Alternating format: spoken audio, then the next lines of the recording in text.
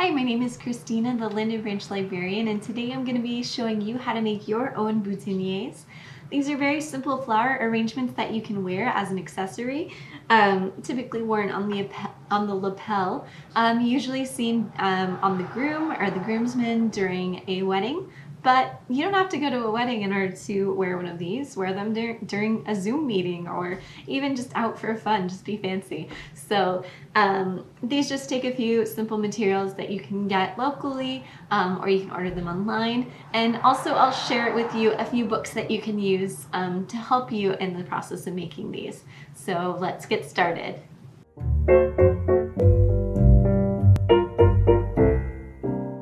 So before we get started, we will need some materials to work with. Of course, we'll need flowers. That's the main thing that we're using today. So I have carnations, a big open one and a bud. I also have some baby's breath. So this is just left over from another bouquet that I was working on just for fun at home before I started on this project. These tend to get tangled up in themselves fairly easily, so you just want to be very careful with them. They're very delicate. The flowers will pop off, so just handle them very carefully until you're ready to use them. Also, what you will need is some florist tape. They have these at any craft store, or you can get them online. You will need different gauges of wire. So I have a very thin wire here today. This one is wrapped in, I think, the same material as the florist tape. And then also some thicker gauge wire. You'll need some wire cutters just so you can trim the wire. You don't want wire hanging out of your boutonniere. And then also some scissors, so you want to be able to trim down your flowers just to make sure that they're the right length and you don't have a stem going halfway down your lapel. So the last thing that you want to get is some straight pins. They make really fancy ones specifically for this purpose, like if you are going to a wedding or to a fancy event, or if you just want to look fancy and at home in your Zoom meetings, whatever you want to do with these. They have these online at craft stores, or you can use just any straight pins that you have available.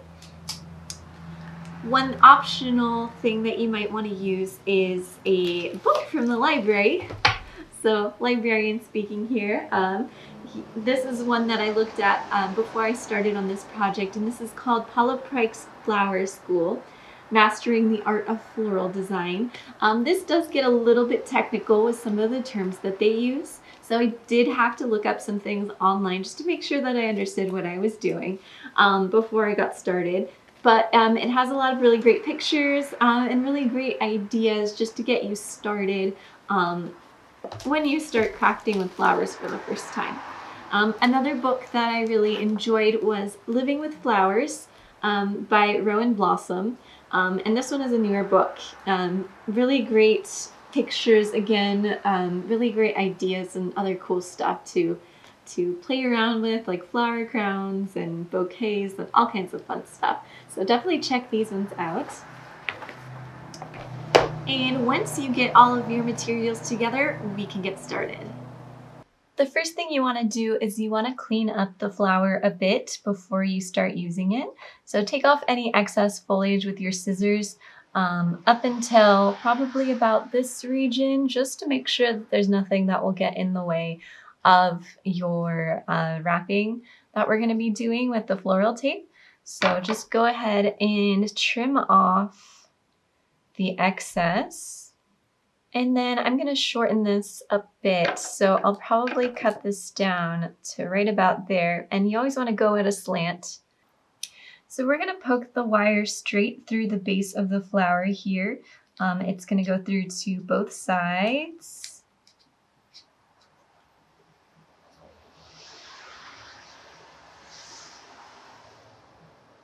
And it'll look a little bit like this. And so it's asking for a hairpin bend in the wire. So the old-fashioned hair bends were kind of U-shaped, so we're going to do that. And we're going to leave some excess wire on the end there. Then grab your floral tape And start at the base of the flower here. Maybe cut off that edge so it's a little more flat. We're going to start at the edge and we're going to wrap as tightly as we can. This tape tends to work better the tighter you wind it. So my floral tape is not super sticky, so if you can find one that sticks pretty well, that would be ideal. And you have your first piece that looks like this. So we'll set this aside and we'll grab our next flower and we're going to prepare it in the same way.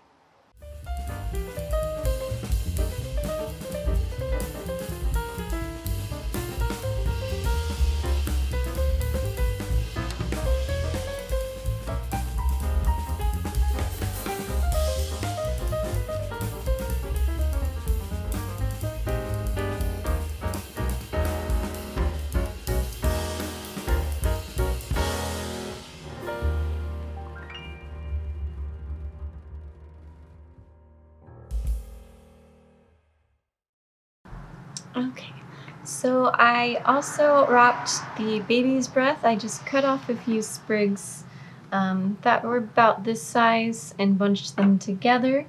I used the wire to make that U shape again, and then I wrapped around the remaining wire on the short edge down the stem just to give it a little reinforcement so that it can stay straight. And then I left a tail hanging behind. I'll probably cut this shorter at the end. So we have our baby's breath, we have the main carnation, and then we have a little supplemental flower, which, you know, if I had more choices of flowers, I would probably use something that was a different color, maybe a complementary color, maybe something opposite the color wheel that kind of pops in some sort of way. But I think this works for now. So what I will do is I will put these together in a way that looks kind of interesting. We want this to kind of peek up from behind a bit in a way that it will lay flat against somebody's lapel. So this side is a little more flat, so I will probably put the main flower in front and kind of push the other flowers back. So it has some flowers around it. And then I will get my little supplemental flower, and you can kind of even bend it a little with the wire that's in there, just so that it's in a different position. And maybe put it a little bit lower so it's offset.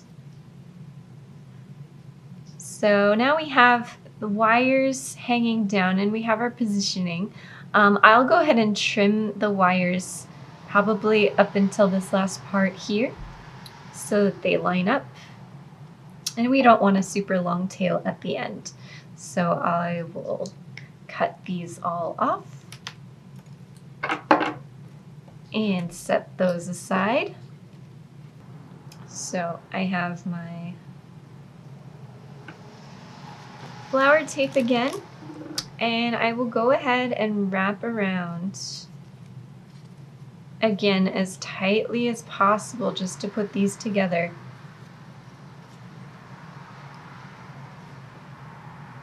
In a way where they stay. And you can kind of position the wire. Now that there's wire reinforcing on the inside, you can bend and move these as you need to. Just be mindful if you're dealing with real flowers that they can get smushy and break. So keep turning all the way until you get to the very bottom and try to cover up as much of that wire as possible.